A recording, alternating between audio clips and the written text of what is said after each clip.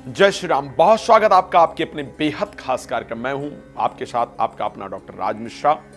देव उठनी एकादशी से शास्त्रोक्त मान्यता है कि 6 माह के लिए भगवान विष्णु शयन करने के लिए जाते हैं, और जब भगवान विष्णु शयन करने के लिए जाते हैं तो जितने भी नियम हैं, जो धार्मिक कृत्य हैं, जैसे विवाह संस्कार है या मुंडन संस्कार इत्यादि की बात की जाए, या चतुर्मास वहाँ संत एक जगह पर स्थिर हो जाते हैं, वो चतुर्मासा के नियम को पालन करना प्रारंभ कर देते हैं। साथ में जो धार्मिक कृत्य है वो कहीं ना कहीं रुक जाते हैं। तो आखिर कब है देव उठनी एकादशी? इस दिन भगवान विष्णु का विवाह पुनः तुलसी जी के साथ किया जाता है, और इस दिन महिलाएं अपने वैवाहिक जीवन की सुख समृद्धि के लिए, विवाह करने के लिए बहुत सुंदर तरीके से भगवान की प्रार्थना करती हैं और कामनाएं पूर्ण होती हैं।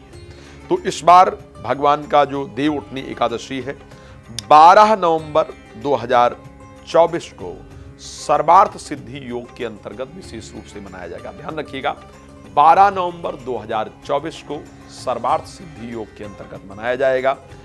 जिनके वैवाहिक जीवन में प्रॉब्लम चल रही है उनको अब 5 प्रकार के श्रृंगार ले जाकर के मेहंदी, चूड़ी, बिंदी, सिंदूर, ध्यान रखिए, मेहंदी, चूड़ी, बिंदी, सिंदूर और बिछुआ, ये 5 चीजें ले जाकर के लक्ष्मी जी को श्रद्धा से अर्पण करना है या तुलसा जी को अर्पण करना है।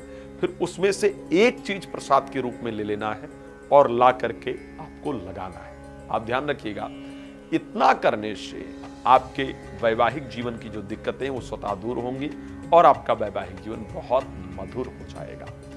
और उसके बाद जिनका विवाह, जिन कन्याओं का नहीं हो रहा है, विवाह के लिए बहुत ज्यादा परेशान है, उनको तुलसा जी के सामने ये सारे श्रृंगार जो बताए हैं उसको अर्पण करके एक घी का दिया जलाना है।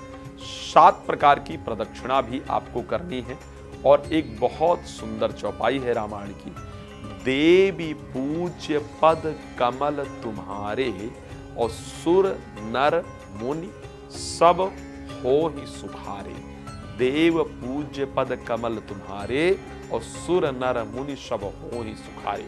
इस चौपाई को बैठ करके 11 बार वहां पर पढ़ना है। जो मेहंदी आपने चढ़ाई है उसको वापस लाइए और उस मेहंदी को श्रद्धा से अपने हाथों में लगा लीजिए। श्रद्धा से उस हाथ में लगाई, अपने दोनों हाथों में लगाइए, भगवान से प्रार्थना कीजिए और फिर इस चौपाई का नियमित रोज 11 बार पाठ करते रहिए। मैं एक बात कह देता हूं, जब तक आपकी मेहंदी आपके हाथ से उतरेगी ना, तब तक आपको आपका जीवन साथी प्राप्त हो जाएगा, यदि श्रद्धा पूर्वक इस उपाय को आपने कर लिया। भगवान आपको प्रसन्न रखें, मेरी शुभकामना है।